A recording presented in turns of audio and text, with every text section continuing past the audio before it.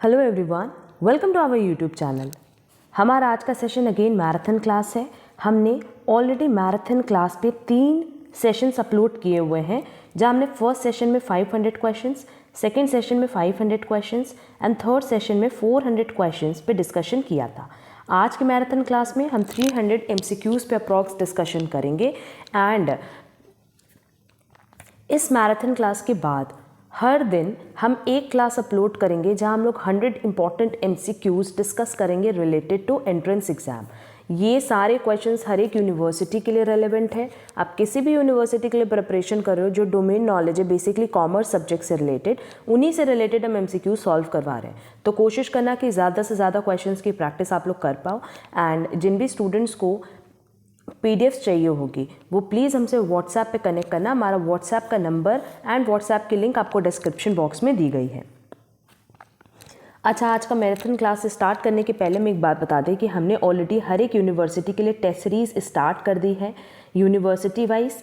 अगर आप test series join करना चाहते हो, क्योंकि जब आप एग्ज़ाम देते हो ना तो उसके पहले एक बार प्रॉपर पेपर का एक्सपीरियंस लेना बहुत ज़रूरी होता है, सो दैट आपको एक ओवरऑल आइडिया लग जाएगा कि जो टाइमिंग है उसमें आपको कितने नंबर ऑफ़ क्वेश्चंस अटेम्प्ट करने हैं, कैसे अटेम्प्ट करने हैं, कौन से सब्जेक्ट्स के अटेम्प्ट करने हैं। ठीक है, तो अगर ये टेस्ट सीरीज़ में कोई भी स्टूडेंट इंटरेस्टेड है, किसी भी यूनिवर्सिटी के लिए आप अप्लाई कर रहे हो, चाहे CUET हो, दिल्ली यूनिवर्सिटी हो, Lucknow university, Odisha CET, Punjab university, आप हमसे कनेक्ट कर सकते हो हमारे व्हाट्सएप नंबर पे एंड वहाँ आपको पूरी डिटेल इसकी मिल जाएगी। तो चलो फिर जल्दी से अपना आज का सेशन स्टार्ट करते हैं, जहाँ हमारे पास सबसे पहला क्वेश्चन है। 401 कट कर देंगे, बेसिकली मिस प्रिंटिंग है। 402 से देखेंगे, और ये 402 क्यों है, क्योंकि इसके पहले के जो 400 क्वेश्चंस थे वो हमने मैराथन क्लास 3 में अपलोड किए हुए हैं। हमने मैराथन के लिए ऑलरेडी एक प्लेलिस्ट भी बना दी है, सो दैट आप लोगों को क्वेश्चंस कहीं फाइंड आउट ना करने पड़े। और MCOM से रिलेटेड हमने पहले भी 2 प्लेलिस्ट बनाई थी जो कि इक्वली यूज़फुल है। पहला है जो सैम्पल पेपर से रिलेटेड है और दूसरा पास्ट ईयर क्वेश्चन पेपर से। सबकी लिंक भी हमने आपको डिस्क्रिप्शन बॉक्स में प्रोवाइड की है। देखो, क्वेश्चन पूछा है कि globalisation is a term use to describe the process of removal of restriction on which of the following, foreign trade और इन्वेस्टमेंट। अब ग्लोबलाइजेशन की बात करें तो ग्लोबलाइजेशन की वजह से फॉरेन ट्रेड पे भी और इन्वेस्टमेंट पे भी जो भी रिस्ट्रिक्शंस थे वो हट गए। Next, when a company takes over another one and clearly becomes a new owner, तो इस तरह के एक्शन को हम क्या बोलेंगे, एक्विजिशन। क्यों? क्योंकि देखो यहाँ पे आप दूसरी कंपनी को टेक ओवर कर रहे हो और उसके बाद आप पूरी तरीके से एक नई कंपनी बना रहे हो। ठीक है, तो जब भी नई कंपनी बनती है तो उसको हम लोग क्या कहते हैं, अमेलगमेशन और acquisition. Next, India abolished the quantitative restrictions on import of 1429 items in 2000 and 2001 as per the commitment to which of the following। किसकी कमिटमेंट से हुआ था ये रिस्ट्रिक्शन? हटा था WTO की कमिटमेंट से। दैट इज करेक्ट आंसर होगा C, World Trade Organization. Next, pension is under the salary head. ये भी टॉपिक हमने पहले डिस्कस किया हुआ है कि पेंशन हमेशा फुली टैक्सेबल होता है। Next, read the following statement. हमारे पास 4 स्टेटमेंट दिए और आपको बताना है कि चारों में से कौन सा ट्रू स्टेटमेंट है। Financial statement are only interim reports. अगर देखा जाए तो ये तो इंटरिम रिपोर्ट्स है ना। इंटरिम रिपोर्ट्स मतलब क्या होता है, एक पर्टिकुलर टाइम पीरियड के लिए, और ये होता है एक पर्टिकुलर फाइनेंशियल ईयर के लिए।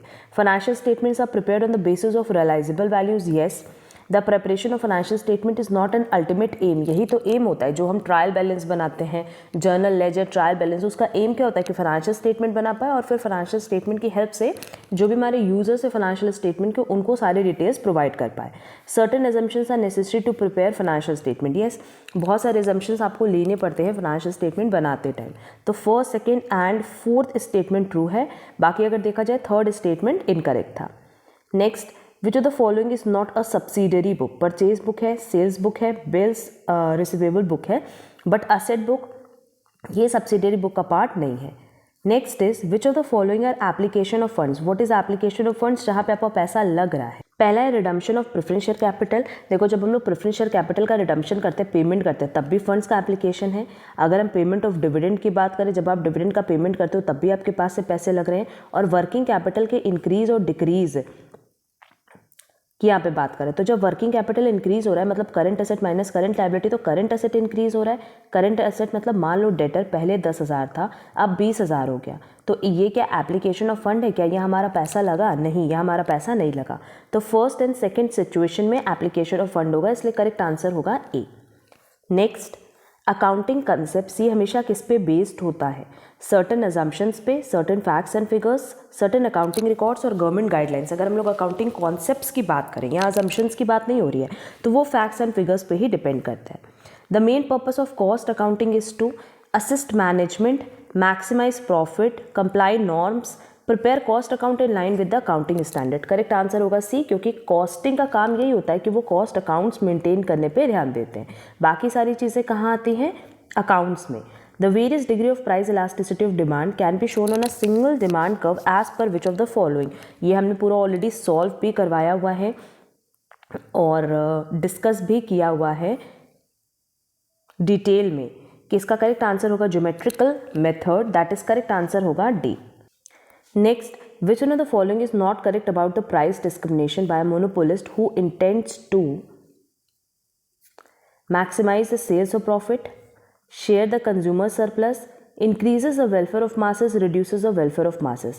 अब अगर प्राइस डिस्क्रिमिनेशन हो रहा है, किसी से ज़्यादा चार्ज करो, किसी से कम चार्ज करो, तो वहाँ आप वेलफेयर थोड़ी बढ़ा रहे हो, कहीं ना कहीं आप सोसाइटी को सर्व नहीं कर रहे हो। Return to scale involve variation in the quantities of the various factor of productions simultaneously and और प्रोपोर्शनेटली। क्या कह रहा है कि जो रिटर्न ऑफ स्केल है, जिसमें हम लोग कांस्टेंट रिटर्न, इंक्रीजिंग रिटर्न और डिक्रीजिंग रिटर्न टू स्केल देखते हैं, आउटपुट इनपुट का रिलेशन, कह रहा है variations in the quantities of the various factor of production, ये साइमल्टेनियसली एक साथ भी बढ़ेगा और थोड़ा थोड़ा करके भी बढ़ेगा प्रोपोर्शनेटली। तो करेक्ट आंसर होगा A, both first and second are correct. Next, the firm under perfect competition will be in short equilibrium when। देखो, अगर हम लोग शॉर्ट इक्विलिब्रियम की बात करें तो हमेशा याद रखना कि MC की marginal revenue is equal to marginal cost होगा, और मार्जिनल कॉस्ट हमेशा क्या होगा? राइज होगा, ठीक है ना, मतलब डाउनवर्ड। तो ऑप्शन देखेंगे, rising marginal cost is equal to the minimum average cost, marginal revenue is equal to the rising marginal cost, average revenue is equal to average cost, marginal revenue is equal to falling marginal cost. Correct answer होगा B, कि marginal revenue किसके बराबर होगा? Rising marginal cost के। तो correct answer होगा B. Next देखो, first question है law of demand is fully applicable, ये है ना, यहाँ पे होगा इज फुल्ली एप्लीकेबल, ये पूरा क्वेश्चन है। फर्स्ट ऑप्शन हम यहाँ लिख दे रहे हैं गिफन गुड्स, सेकेंड ऑप्शन है वेबलेन गुड्स और थर्ड ऑप्शन है नॉर्मल गुड्स। तो यहाँ से वेबलेन हटा दे रहे हैं और यहाँ से नॉर्मल हटा दे रहे हैं। तो हमारे पास फर्स्ट क्वेश्चन है कि law of demand is fully applicable. पूरी तरीके से लॉ ऑफ डिमांड कब एप्लीकेबल होता है? जब नॉर्मल गुड्स होता है। Law of demand is not applicable at all, मतलब ऐसे सिचुएशन जब वो एप्लीकेबल ही नहीं होगा तो गिफन गुड्स, क्योंकि गिफन गुड्स में क्या होता है? गिफन गुड्स में बेसिकली क्या होता है कि प्राइस अगर इंक्रीज होती है तो डिमांड बढ़ा देते, क्योंकि मुझे लगता है उसकी क्वालिटी इंप्रूव हो गई। एंड लास्ट है law of demand is partly applicable. Partly applicable होता है वेबलेन गुड्स में, ठीक है। तो as per given option correct answer होगा सी, और इसको कहीं प्रॉपरली नोट कर लेना। Next, the heading for columns and rows are called captions and stub respectively. Correct है। Sturges rule is used to decide the nature of manifold classification. आपको ये बताना है कि दोनों में से कौन सा स्टेटमेंट करेक्ट है। दोनों ही स्टेटमेंट करेक्ट है। F test is used to test the significance of the differences between. अब अगर हम लोग एफ टेस्ट की बात करें तो coefficient of correlation between two sample groups, coefficient of correlation among more than two sample groups को टेस्ट करता है एफ टेस्ट। तो करेक्ट आंसर होगा B. Covariance between two variables is. अब कोवेरियंस की अगर बात करें तो ये आप कैसे कैलकुलेट करते हो दो वेरिएबल्स के बीच में? The average of the product of the deviation taken from their averages, a is further divided by the product of their standard deviation, a is further divided by the product of their arithmetic averages, none of the above. अगर हम लोग are की बात करते हैं तो are का calculation होता है covariance divided by standard deviation x, standard deviation y, है ना। बट क्योंकि ऑप्शन में ऐसा कोई भी करेक्ट आंसर नहीं दिया तो करेक्ट आंसर होगा D, none of the above. Next, standard error of the mean is the standard deviation of the sampling distribution of mean and simple random sampling is non probability sampling method. देखा जाए तो दोनों ही statement correct है। Correct answer होगा A. Which of the following has RDB MS basically computer से related question है, ये कट कर देंगे।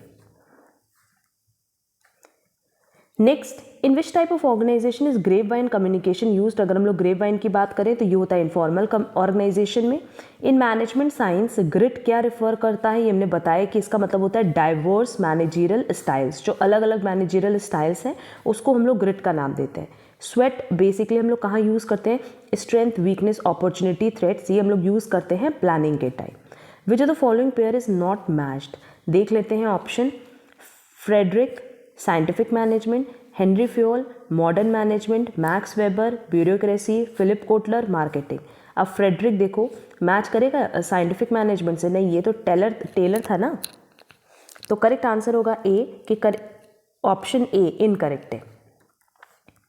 Next, which one of the following is not covered under corporate governance. Corporate social responsibility आएगा, business ethics आएगा, role of independent directors आएगा, but government monitoring इसका part नहीं है। मार्केट ग्रिडिंग का क्या मतलब होता है, मार्केट ग्रिडिंग का मतलब होता है जहाँ पे हम लोग मार्केट को अलग अलग सेगमेंट में डिवाइड करते हैं। तो ऑप्शन देखते हैं, establishing and running a web marketing facility, a method of survey, managing brands, and analytical technique which facilitates dividing a market into segment. That is correct answer होगा D.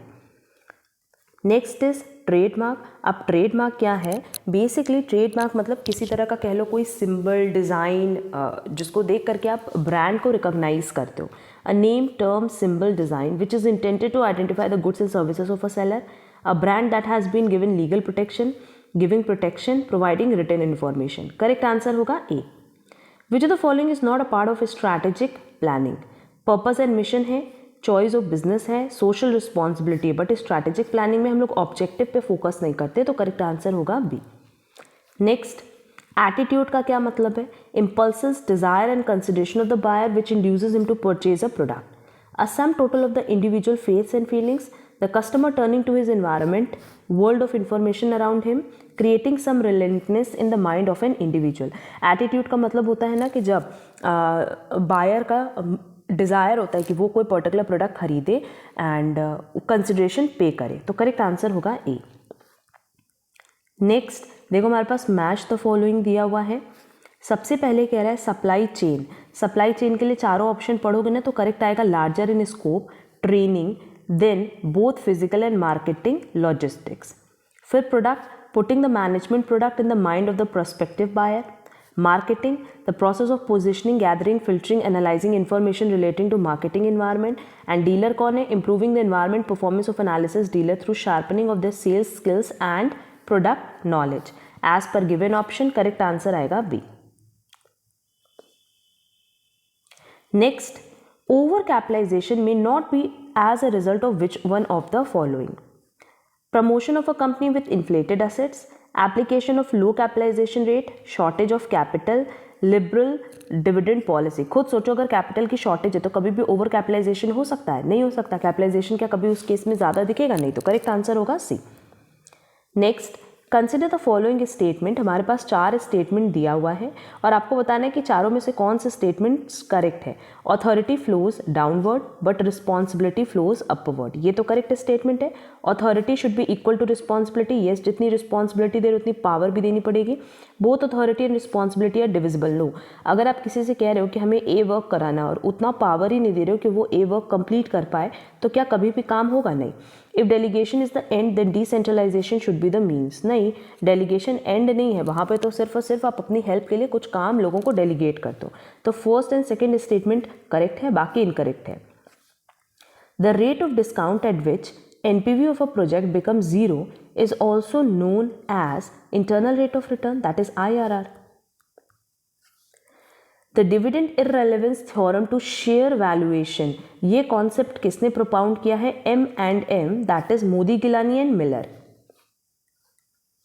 Next, management of working capital refers to the management of current assets and current liabilities. Yes, अगर हम लोग working capital की बात करें तो हम किसकी बात करें, करंट एसेट, करंट लाइबिलिटी की।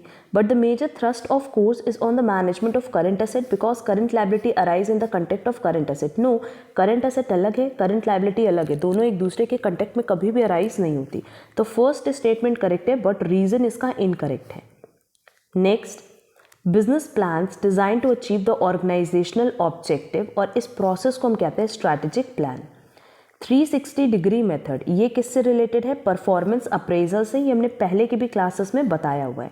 यहाँ आपको मैच द फॉलोइंग करना है। अब देखो अगेन यहाँ पे ना एडम स्मिथ होगा, ये मिस प्रिंटिंग है। जितने भी मैच द फॉलोइंग है ना, इसमें थोड़ी मिस प्रिंटिंग हो गई है। Karl Marx, John Davidson and David Ricardo. अब एडम स्मिथ की बात करें तो ये हो जाएगा wages fund theory,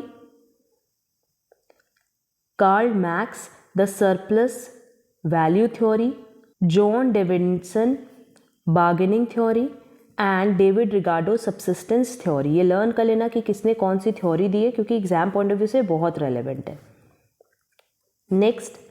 next question number 439 cut कर देंगे।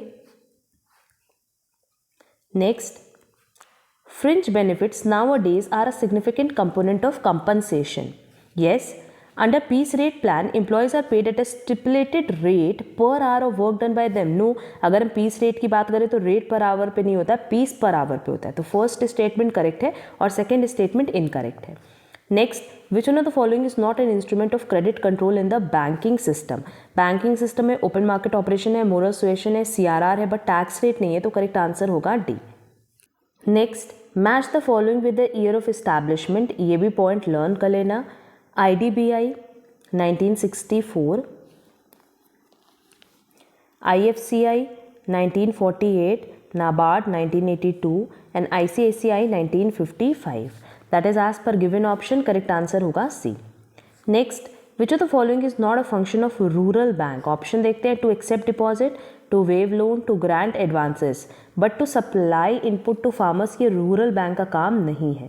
Next, from which date have all banks started sharing their ATM free of cost for transaction? 1 अप्रैल 2009, ये लर्न कर लेना।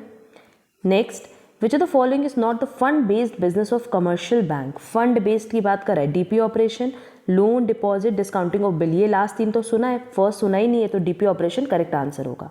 Foreign exchange and foreign currencies in India, इनको कौन govern करता है? No doubt FEMA, that is foreign exchange management act. The balance of payment of a country on current account, ये हमेशा किसके बराबर होता है? ये हमेशा balance of trade plus short term capital flows, balance of trade plus net invisible export के बराबर होता है, तो करेक्ट आंसर होगा B. Next, the following table shows cost per unit of production of two goods, wheat and cloth in two countries X and Y with no transportation cost and free trade. Which one of the following will take place? अब देखो wheat और cloth के बारे में सिर्फ rupees दिया हुआ, units कहीं कुछ दिया ही नहीं है। कह रहे no trade will take place, X will export wheat and import cloth, X will export cloth and import wheat, there is no enough information to comment. यहाँ देखा जाए तो प्रॉपर कोई इन्फॉर्मेशन है नहीं जिसके बेसिस पे आप जज कर सको, तो करेक्ट आंसर होगा D. Next, a debit balance of payment occurs due to, अब यहाँ पे BOP की बात कर रहा है और उसमें डेबिट बैलेंस कह रहा है, तो डेबिट बैलेंस क्यों होगा? डेबिट बैलेंस तभी हो सकता है जब एक्सपोर्ट ज़्यादा हो और इम्पोर्ट कम हो, है ना, तो as per given option correct answer होगा सी। नेक्स्ट, अगेन हमें मैच द फॉलोइंग करना है और यहाँ पे भी मिस प्रिंटिंग है। ये इंटरनेशनल फाइनेंस कॉरपोरेशन है, ये इंटरनेशनल डेवलपमेंट एजेंसी है और ये एशियन डेवलपमेंट बैंक है। तो ये हो गया international financial corporation, international development agency और ये है एशियन डेवलपमेंट बैंक। ये मिस प्रिंटिंग है, इसको भी लर्न कर लेंगे, इस क्वेश्चन को भी। अगर हम लोग वर्ल्ड बैंक की बात करें तो ईयर ऑफ एस्टैब्लिशमेंट पूछा है, वर्ल्ड बैंक का होगा 1944, इंटरनेशनल फाइनेंशियल कॉरपोरेशन का 1956, इंटरनेशनल डेवलपमेंट एजेंसी का 1960 एंड एशियन डेवलपमेंट बैंक का 1966। ये करेक्ट सीक्वेंस दिया, करेक्ट आंसर होगा ए। नेक्स्ट, 451 का आंसर आप लोग कमेंट बॉक्स में कमेंट करके बताना कि इसका करेक्ट आंसर क्या होना चाहिए। Next, planning is a dash process, ये क्वेश्चन हमने कराया भी हुआ है। Goal oriented, flexible, time bound, correct answer होगा D, all of the above. Which among the following have not been open for private sector participation? Power sector, telecommunication sector, education sector और railway. Correct answer होगा D, railway, कि अभी तक ये private sector के लिए open नहीं हुआ है।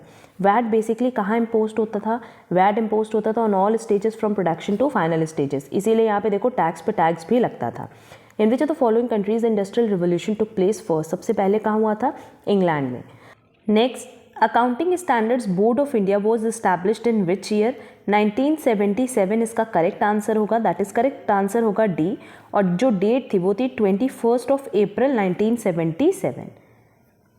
नेक्स्ट, अब ये देखो, ये जो क्वेश्चन है हमारा पार्टनरशिप पे है और हमें इंटरेस्ट ऑन ड्राइंग का कैलकुलेशन करना है। कह रहा है कि दो पार्टनर्स और दोनों ने विड्रॉ किया है 1500 and 1000 respectively on 15th day of every month, मतलब हर महीने के बीच में आप विड्रॉल कर रहे हो और पूरे 12 महीने के लिए कर रहे हो। तो सिंपली हम लोग कैलकुलेशन कर सकते हैं ना, इंटरेस्ट ऑन ड्राइंग निकालना है 10%, और यहाँ देखो हर मंथ कह रहा है तो हम एक्स का कैलकुलेट कर दे रहे हैं कि 1500 मल्टीप्लाई बाय 12 मल्टीप्लाई बाय 10% तुम्हारा इंटरेस्ट रेट है, और क्योंकि मिड ऑफ द ईयर में कर रहे हैं तो सीधे सीधे 6 मंथ हो जाएगा, मिडल में कर रहे हैं ना, तो कैलकुलेशन यहाँ पे अगर हम लोग एवरेज की भी लगाएं तो सीधे क्या आ जाएगा 6 मंथ्स।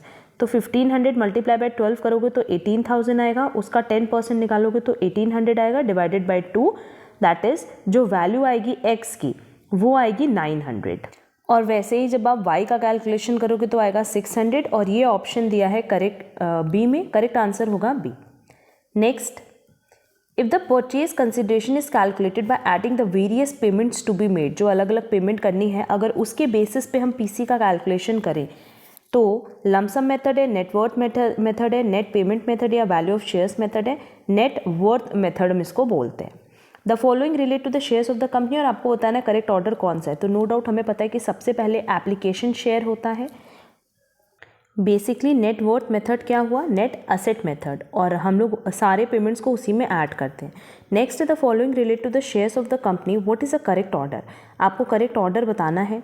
तो सिंपली सबसे पहले हमारे पास क्या होगा, जो नंबर ऑफ शेयर्स इशू होगा, कितना कंपनी इशू करी है, फिर उसमें से लोगों ने कितना अप्लाई किया, फिर कितना पैसा मांगा और कितना फोरफीट हुआ।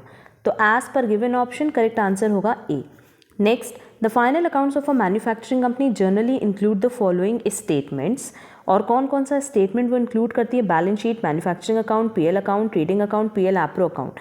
नो डाउट सारे के सारे ही इंक्लूडेड होते हैं, बट किस सीक्वेंस में होते हैं, सबसे पहले होगा हमारा मैन्युफैक्चरिंग अकाउंट, फिर होगा ट्रेडिंग अकाउंट, फिर होगा PL account, next PL appro, और लास्ट में बनता है बैलेंस शीट। तो as per given option correct answer होगा बी के सीक्वेंस में ये चीज़ चलेगी।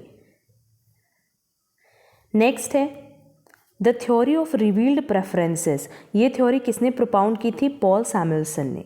विच of the following concept is considered as myth, माना जाता है कि एक्चुअल में एग्जिस्ट नहीं करता, perfect competition market.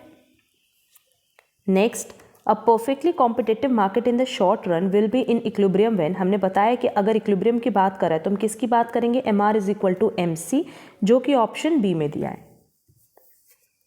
Next, match the following, देखो अगर हम लोग परफेक्ट कंपटीशन की बात करें और यहाँ प्राइस के सेंस में कह रहा है, तो क्या परफेक्ट कंपटीशन में किसी भी तरह का कोई कंट्रोल होता है प्राइस पे, नहीं होता है, इंडस्ट्री का होता है, बट जो फर्म्स होती हैं उनका कोई कंट्रोल नहीं होता।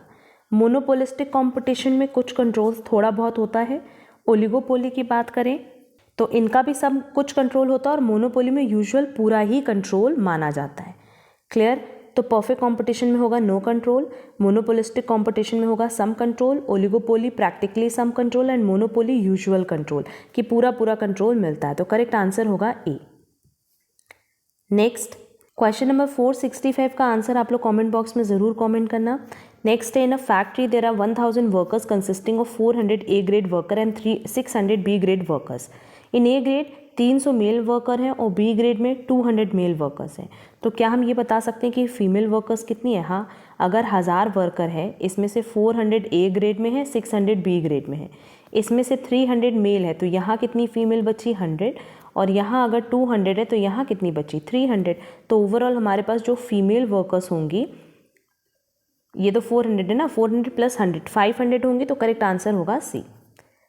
Next, when a population is heterogeneous, it is divided into groups so that there is homogeneity within the group and heterogeneity between the groups, and some items are related at random from each group. Which one among the following is a small sample. अगर हमारा n less than 30 है तो हम उसको small sample size मानते हैं। 5, 10, 29। Correct answer होगा D, all of the. Question number 469 and 470 cut कर देंगे क्योंकि कंप्यूटर से रिलेटेड क्वेश्चंस हैं। नेक्स्ट मैच द फॉलोइंग करना है। अब देखो, अगर हम लोग मैस्लो की बात करें, इसका ऑप्शन नहीं दिया है।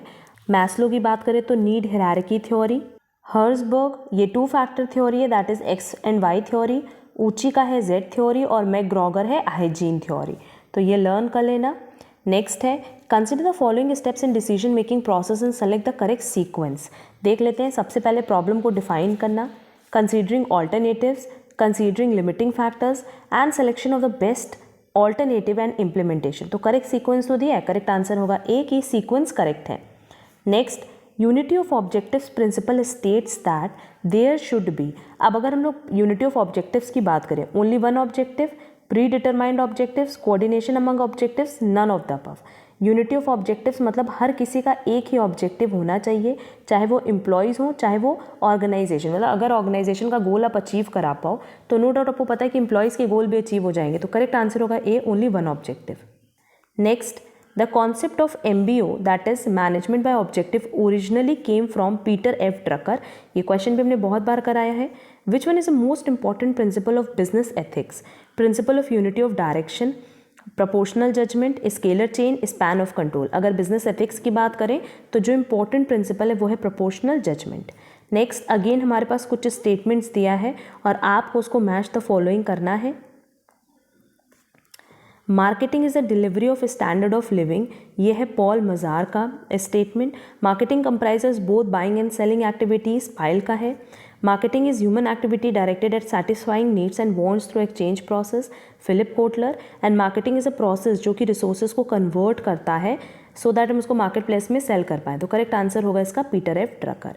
एज पर गिवन ऑप्शन और as per given sequence correct answer होगा C. Next which one of the following is not the mode of direct distribution system? Trading mediators, vending machine, own sale depot, franchise shop। Mediator की बात किया है तो mediator कभी भी direct distribution system नहीं हो सकता। Which one of the following is matched correctly? Option देख लेते हैं।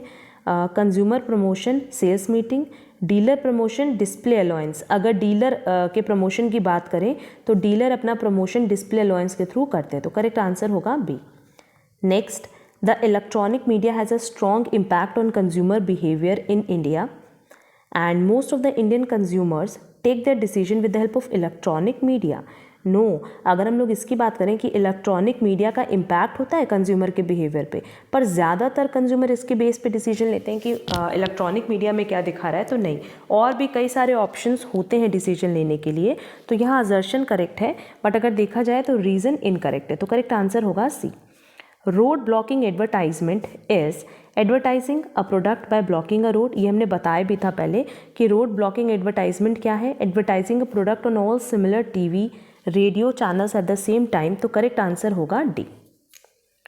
नेक्स्ट आपके पास 2 स्टेटमेंट अगेन दिया है।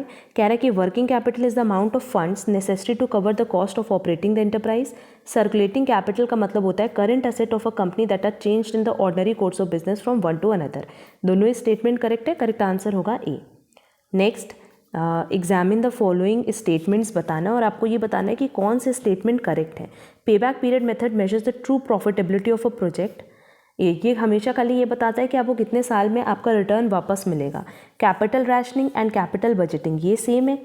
IRR and time adjusted rate of return ये भी सेम है। Rate of return method takes into account time value of money. Rate of return method कभी भी टाइम वैल्यू ऑफ मनी को कंसिडर नहीं करता है। तो सेकंड थर्ड स्टेटमेंट करेक्ट है, लास्ट और फर्स्ट स्टेटमेंट इनकरेक्ट है। नेक्स्ट है which one of the following is correct? देख लेते हैं option. A ratio is an arithmetical relationship of one number to another number. Liquid ratio को हम ऐसे टेस्ट रेशियो भी कहते हैं। करंट रेशियो में आइडल रेशियो है 2:1। डेट इक्विटी रेशियो किसका रिलेशन है? आउटसाइडर्स फंड का एंड शेयर होल्डर्स फंड का। चारों स्टेटमेंट करेक्ट है, करेक्ट आंसर होगा ए। जो बेसिक ऑब्जेक्टिव है फाइनेंशियल स्टेटमेंट का वो हमेशा क्या होता है? Maximisation of profit, profit planning of the organisation, maximisation of shareholders wealth, ensuring financial discipline in the organisation. Correct answer होगा सी। इनका फोकस हमेशा इस पे होता है कि कैसे जो शेयर होल्डर्स हैं उनकी वेल्थ को मैक्सिमाइज किया जा सके। और नेक्स्ट होता है प्रॉफिट अर्न करना। Which of the following term is use to represent the proportionate relationship between debt and equity. जहाँ हम बात करें डेट एंड इक्विटी की, होगा कैपिटल स्ट्रक्चर। HRM बेसिकली किसको मिला करके बनता है? HRM job analysis, recruitment selection, social behaviour, business ethics, organisational behaviour, personal management, industrial relation. HRM human resource management. यहाँ बात करते हैं एम्प्लॉयर एम्प्लॉय की, तो करेक्ट आंसर होगा D. Recruitment is concern with the process of, recruitment का क्या process है? Selection of right candidate, developing a pool of potential employees. Recruitment मतलब ज़्यादा से ज़्यादा लोग अपनी CV ला करके दें ताकि हमारे पास ज़्यादा ऑप्शंस हो चूज़ करने के। The mechanism to identify employees growth potential is done through, ये किसके थ्रू होता है? जॉब इवैल्यूएशन के थ्रू। Next, an interview conducted at the time of an employee leaving the organisation.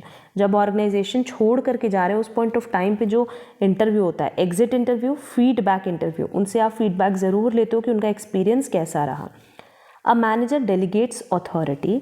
देखो मैनेजर अपनी अथॉरिटी भी डेलीगेट करता है और चाहता है कि उनकी रिस्पॉन्सिबिलिटी थोड़ी सी कम हो जाए, तो करेक्ट आंसर होगा A. Next, match the following important है। अब यूनिट ट्रस्ट ऑफ इंडिया की बात करें तो 1964, banking regulation act 1949, imperial bank of India 1921 and NABARD 1982, that is correct answer होगा D. Next, capital adequacy norms declared in the year 1996, ये किस पे एप्लीकेबल होते हैं? Foreign banks, cooperative banks, private sector banks और नेशनलाइज्ड बैंक। करेक्ट आंसर होगा B, cooperative banks. Which one of the following is used for international money transfer. International money transfer के लिए हम लोग स्विफ्ट यूज़ करते हैं, ये भी हमने लास्ट क्लास में बताया था। In order to control credit and investment the central bank of a country should, अगर आपको कंट्रोल करना है तो उस केस में आप क्या करोगे? जैसे अब यहाँ देखो CRR का ऑप्शन दिया है, तो नो डाउट आपको CRR इंक्रीज करना होगा, क्योंकि जब आप CRR इंक्रीज करोगे तो कमर्शियल बैंक के पास पैसे कम होंगे लोन देने के लिए, है ना? तो खुद ब खुद क्या होगा? क्रेडिट कंट्रोल हो जाएगा। और एक दिया है सिक्योरिटीज़, तो नो डाउट आप सिक्योरिटीज़ सेल करोगे, क्योंकि सेल करोगे तो लोग परचेज करेंगे तो वो अपना पैसा आपको देंगे, है ना? तो करेक्ट आंसर होगा ए। नेक्स्ट क्वेश्चन कट कर देंगे। Next, in India dash as a predominant share in the debt market. Debt market में government securities, corporate deposit, corporate equities या GDR, ज़्यादा पोर्शन है गवर्नमेंट सिक्योरिटीज़ का। Which type of elasticity plays a crucial role in determining international trade? Elasticity of demand, price elasticity of demand, income elasticity, cross।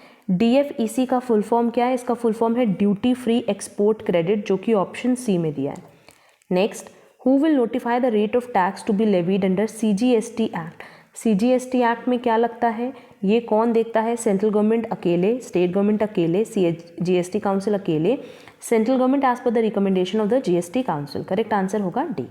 Next, which of the constitution provides that no tax shall be levied और collected except by authority of law. Article 265। ये भी कुछ questions ऐसे हैं जो कि हमने पहले डिस्कस किए हुए हैं, पहले के मैराथन क्लासेस में डिस्कस किए हुए हैं।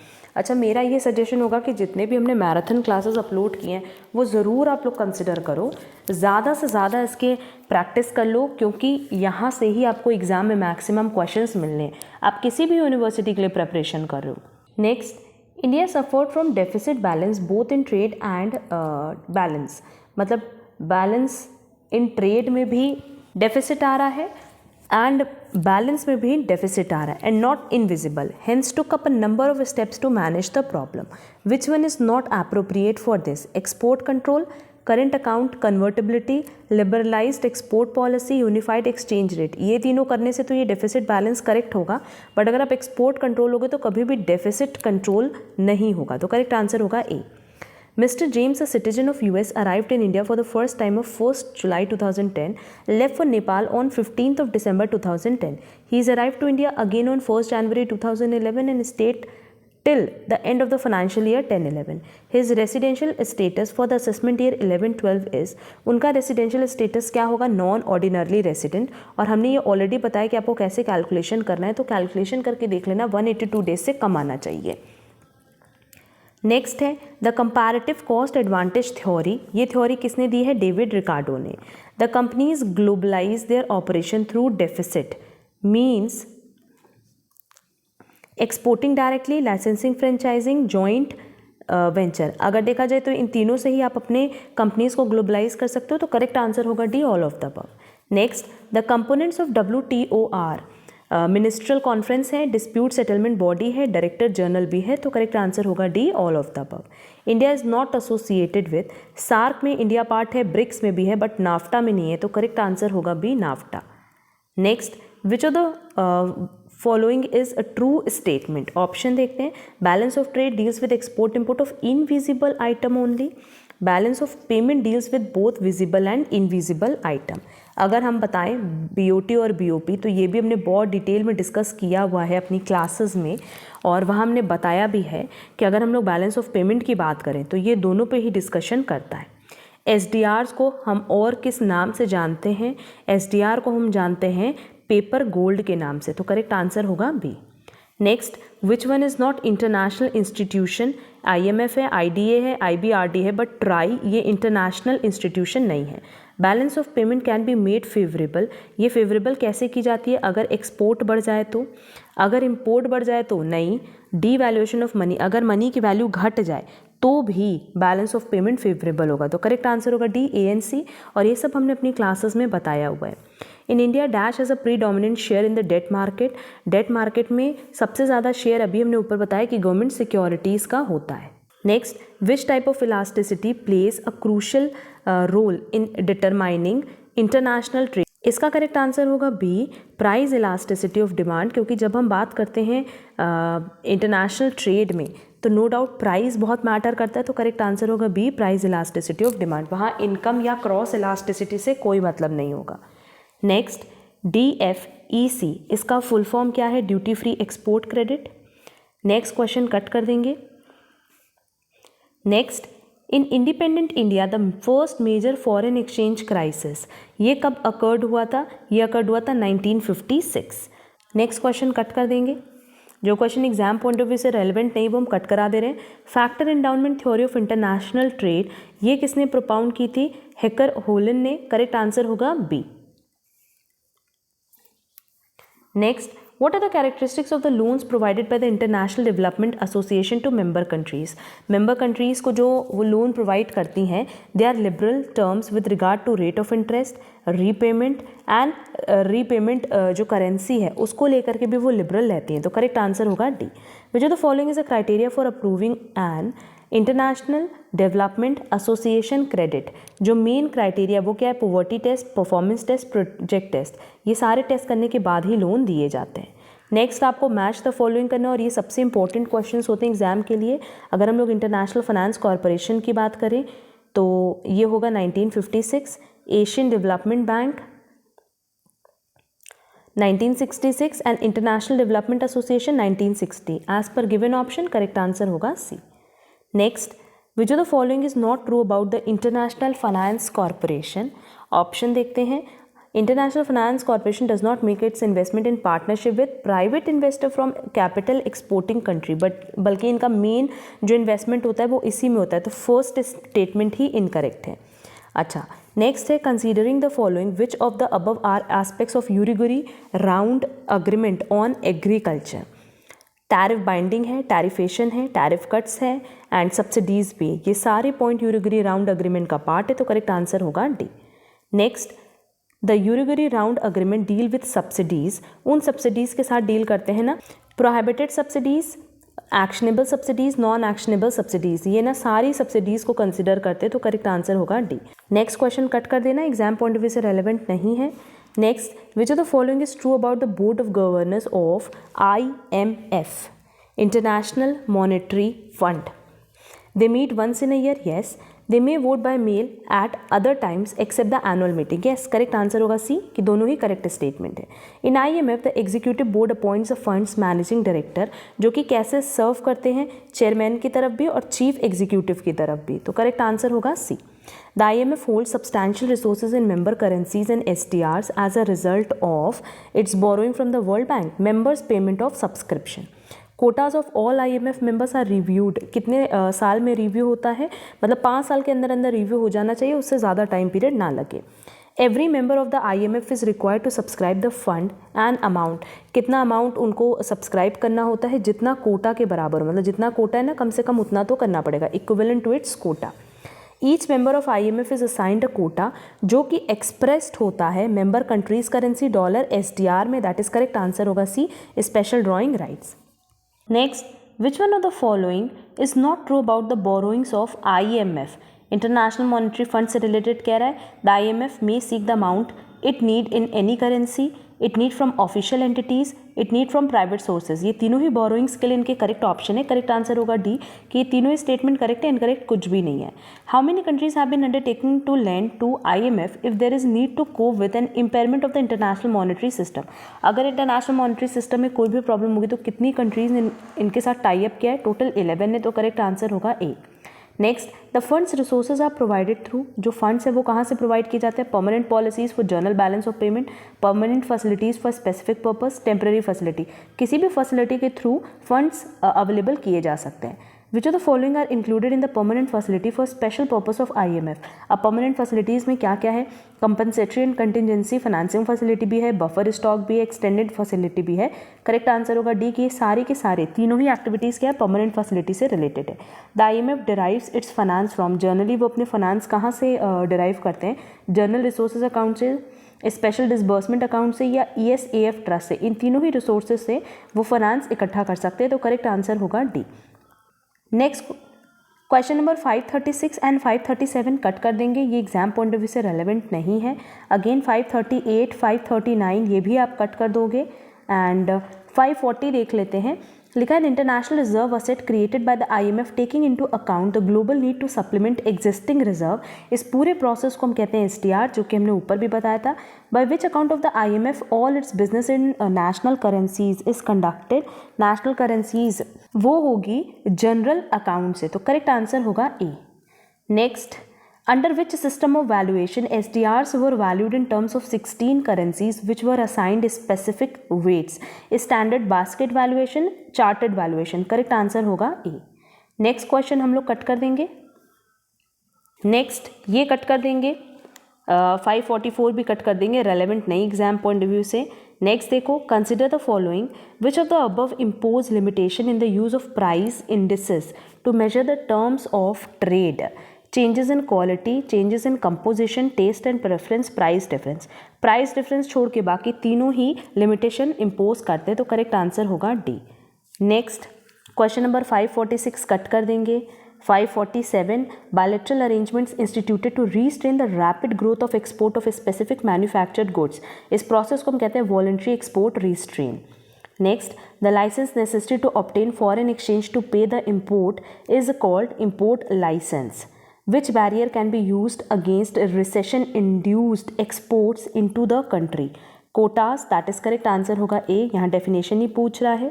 Next question number 550 कट कर देंगे, irrelevant है। 551 भी irrelevant है, इसलिए हम कट करा रहे हैं। Now next 552 कट कर देंगे। Which of the following is a function of UNCTAD? अब UNCTAD exam point of view से रेलेवेंट है। To promote international trade, to formulate principles and policies on international trade. इनका काम यही है कि इंटरनेशनल जो ट्रेड हो रहा है उसके लिए प्रिंसिपल्स एंड पॉलिसीज को फॉर्मुलेट करना। IMF functions as an agency with resources available for short-term to medium-term loan to meet balance of payment deficit of member countries, which is its dash aspect, regulatory, finance, consultative या functional। Correct answer होगा कि ये regulatory aspect है।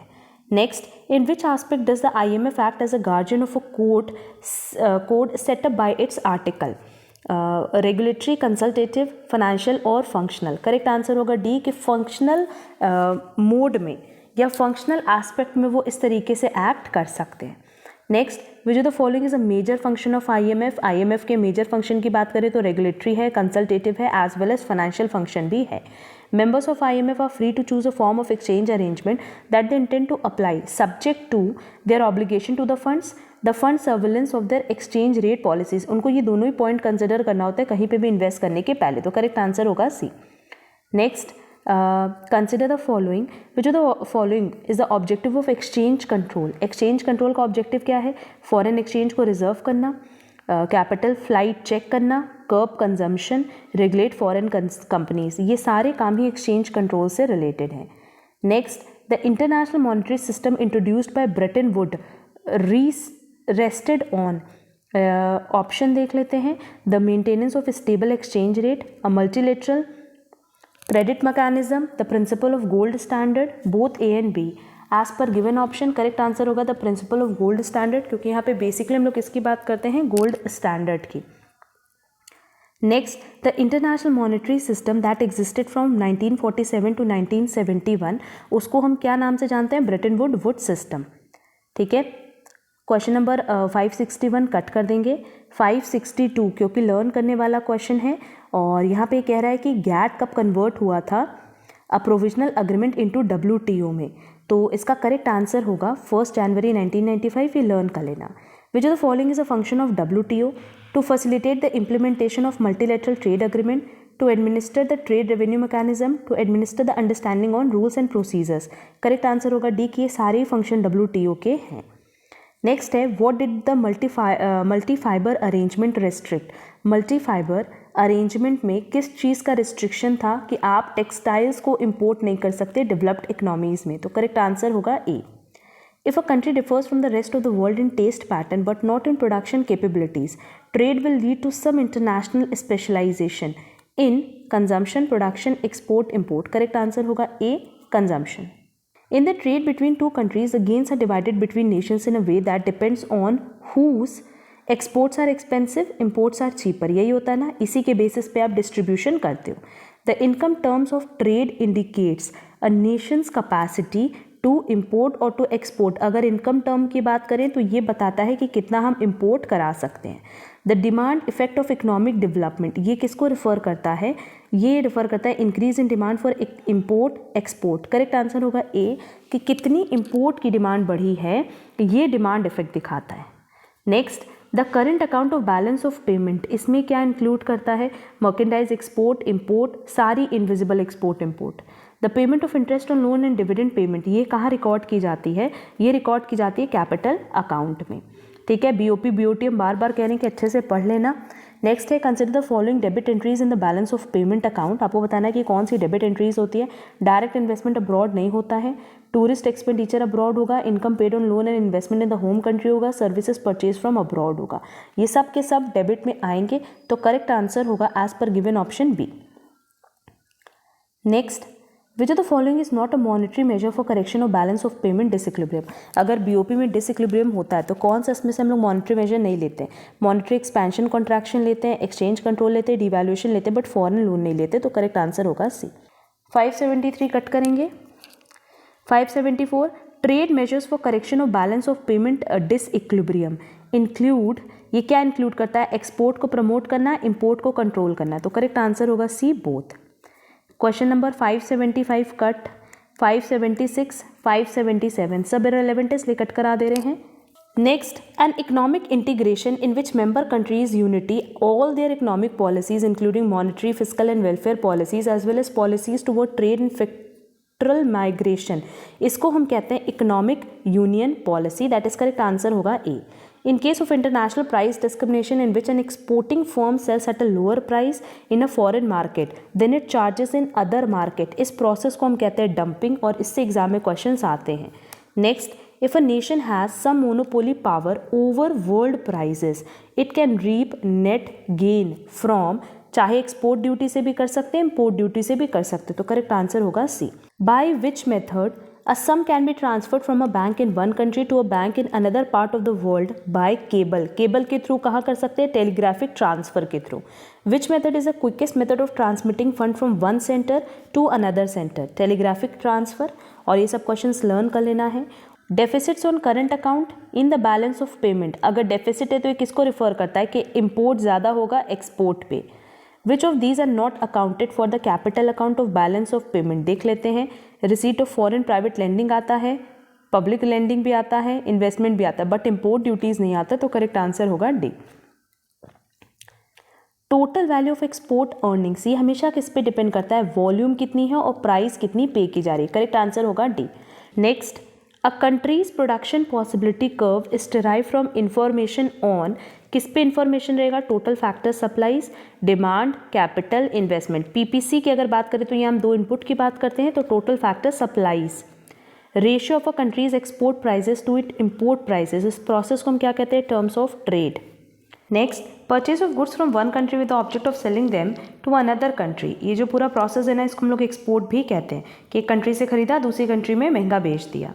According to the theory of dash, each country should concentrate in production of these goods for which it is best suited, comparative cost, fix cost, variable cost, average cost. कौन सी theory हम लोग follow करते हैं, comparative cost, cost को compare करने की, और जहाँ सस्ता पड़ेगा उसके अकॉर्डिंग हम कंजम्पशन, उसके अकॉर्डिंग हम प्रोडक्शन करते हैं।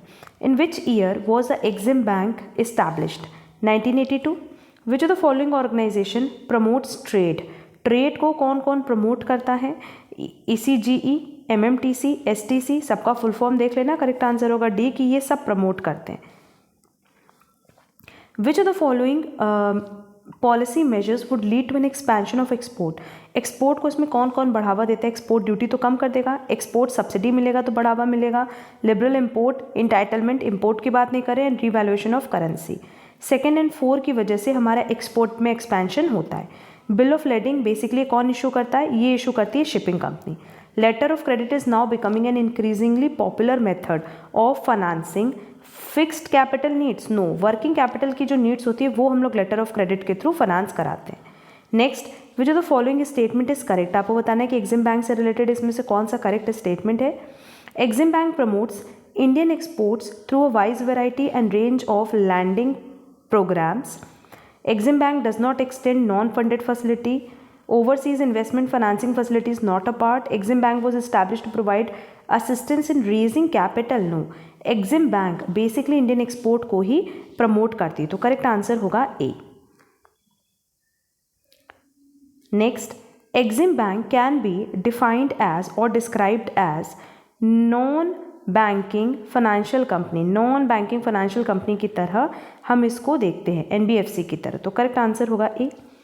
Exim Bank can be described as, same question अभी ऊपर बताया है, non banking financial company, that is NBFC। LIBOR का फुल फॉर्म क्या है, as per given option LIBOR का फुल फॉर्म है London inter bank offered bank, that is correct answer होगा डी। बेसिकली बैंक नहीं होता है, यहाँ पे रेट होगा, London inter bank offered rate इसका करेक्ट आंसर होगा। Next, globalisation of financial services is being promoted by, कौन इनको प्रमोट करता है, याद रखना है इसको हमेशा प्रमोट करती है IMF, जो कि ऑप्शन डी में दिया है। An importer wishing to re export the goods is required to prepare, अगर आप इम्पोर्टर और आप चाहते हो कि आप इसको री एक्सपोर्ट करो तो उस केस में आपके पास शिपिंग ऑर्डर होना चाहिए, चार्टर पार्टी होनी चाहिए, शिपिंग बिल होना चाहिए, तो करेक्ट आंसर होगा सी, तभी तो आप उसको री इम्पोर्ट और री एक्सपोर्ट कर सकते हो। मर्केंटिलिज्म ये कहाँ ओरिजिनेट हुआ है, France, Britain, Germany, Spain, correct answer होगा C, Germany. Next, mercantilism was based on the ideology of nationalism. OPEC controls oil export through, अगर हम लोग ओपेक की बात करें तो ये किसके थ्रू ऑयल कंट्रोल करता है, बेसिकली किसका पार्ट है, ओलिगोपोली का, करेक्ट आंसर होगा A, cartel. Next, import substitution involves protection of export products, no, products which are completing with import, मतलब जो इम्पोर्ट से आ रहा है उसी की प्रोटेक्शन की बात करेंगे। Export promotion involves encouragement of export products, that is correct answer होगा A. In rate of tariff is same on input and output, which one will be higher, कौन सा ज़्यादा होगा, इफेक्टिव रेट ज़्यादा होगा कि नॉमिनल रेट, दोनों ही equal होगा। Listing receipt and payment in international transaction for a country, इस प्रोसेस को हम कहते हैं BOP, that is correct answer होगा बी। BOP ये किसका एप्लीकेशन है, सिंगल एंट्री बुक कीपिंग का या डबल एंट्री बुक कीपिंग का, ये है डबल एंट्री बुक कीपिंग का, क्योंकि हम लोग यहाँ डेबिट क्रेडिट बैलेंस करते हैं। इन the balance of payment debit and credit entries will always balance, हम हमेशा यही मानते हैं ना कि हमेशा बैलेंस होगा। In the balance of payment balancing of debit and credit entries is a model. Next, in the balance of payment unrequired receipt, अगर अनरिक्वायर्ड उसकी ज़रूरत नहीं है तो हम उसका क्या करेंगे, डेबिट एंट्री करेंगे कि क्रेडिट एंट्री, उसकी क्रेडिट एंट्री करेंगे जो रिक्वायर्ड नहीं है। इन द बैलेंस ऑफ पेमेंट अगर आपको फॉरनर से गिफ्ट मिल रहा है तो वो अनरिक्वायर्ड रिसीट है, unrequired receipt. In the balance of payment indemnities paid by foreigners, अगर फॉरनर्स इंडेमनिटीज पे कर रहे हैं किसी तरह का, तो उस केस में भी वो अनरिक्वायर्ड रिसीट मानी जाती है। नेक्स्ट, अगर हम लोग बैलेंस ऑफ ट्रेड की बात करें तो ये फ्लो कॉन्सेप्ट है, ना कि स्टॉक कॉन्सेप्ट, तो करेक्ट आंसर होगा ए। बैलेंस ऑफ इनविजिबल में क्या इंक्लूड करता है? एक्सपोर्ट भी आता है, इंपोर्ट भी आता है। बैलेंस ऑफ कैपिटल अकाउंट में क्या इंक्लूड करेगा? Stock concept, flow concept, change in stock concept, ये तो यही बताता है ना कि स्टॉक कॉन्सेप्ट में कितना चेंज होगा। बैलेंस ऑफ करंट अकाउंट, जो बैलेंस आता है करंट अकाउंट का, उसमें क्या क्या चीज़ें इंक्लूड होंगी? बैलेंस ऑफ ट्रेड होगा, इनविजिबल आइटम भी होगा, अनरिक्वायर्ड ट्रांसफर भी होगा। यहाँ पे जहाँ पे अनरिक्विटेड है ना, ये सब अनरिक्वायर्ड है। करेक्ट आंसर होगा डी, कि सब कुछ पार्ट बनेगा बैलेंस ऑफ करंट अकाउंट का। Next, non regional members of the Asian development bank are, USA भी है, यूके भी है, कनाडा भी है। इंटरनेशनल डेवलपमेंट एसोसिएशन, इसको कौन एडमिनिस्ट्रेट करता है? गैट एडमिनिस्ट्रेट करता है। ग्रुप 24 ये एक स्पेशलाइज्ड बॉडी है, किसकी? यूएनओ की। यूएनडीपी ये बेसिकली किसका पार्ट है? यूएनओ का। आईएमएफ का हेडक्वार्टर कहाँ है? आईएमएफ का हेडक्वार्टर है वॉशिंगटन में। आईएफसी ये किस ईयर में इस्टेब्लिश्ड हुआ था? 1954। नेक्स्ट क्वेश्चन इरेलेवेंट है तो कट करा रहे हैं। Soft loan to under developed countries, ये कौन प्रोवाइड करता है? आईडीए प्रोवाइड करती है। गैट किस साल एग्जिस्टेंस में आया था? यह था 1948 में। अब ये जो सीरीज थी 300+ MCQs की, इसमें इतने क्वेश्चंस रेलेवेंट थे, तो ये सारे क्वेश्चंस हमने आप लोगों को क्लियरली बता दिए हैं। मैक्सिमम क्वेश्चन लर्न करने वाले थे तो लर्न कर लेना, और ये मैराथन सीरीज़ हमारी यहीं कंप्लीट होती है, जहां हमने ओवरऑल 1800 MCQs डिस्कस किए हैं। ऑलरेडी पहले 3 मैराथन क्लासेस हमने अपलोड की थी, सबकी लिंक आपको डिस्क्रिप्शन बॉक्स में मिल जाएगी। और अब आगे जो आपको क्लासेस मिलेगी ना, वो 100 MCQs की प्रैक्टिस शीट्स मिलेगी, तो वो भी ज़रूर से प्रैक्टिस कर लेना। हार्डली 20 to 25 मिनट्स लगेगा हर एक प्रैक्टिस सेट सॉल्व करने में। अगर किसी भी क्वेश्चन में कोई डाउट हो, कन्फ्यूजन हो, तो कमेंट बॉक्स में कमेंट करना। एंड अगर आपको आज का क्लास पसंद आया तो वीडियो को लाइक, कमेंट, शेयर ज़रूर करना। हमारे चैनल पर नए हो तो चैनल सब्सक्राइब कर लो, सो दैट आगे की क्लासेस की नोटिफिकेशन आपको टाइमली मिल पाए। अब हम लोग मिलेंगे हमारी नेक्स्ट क्लास में। आज के लिए बस इतना। Thank you so much.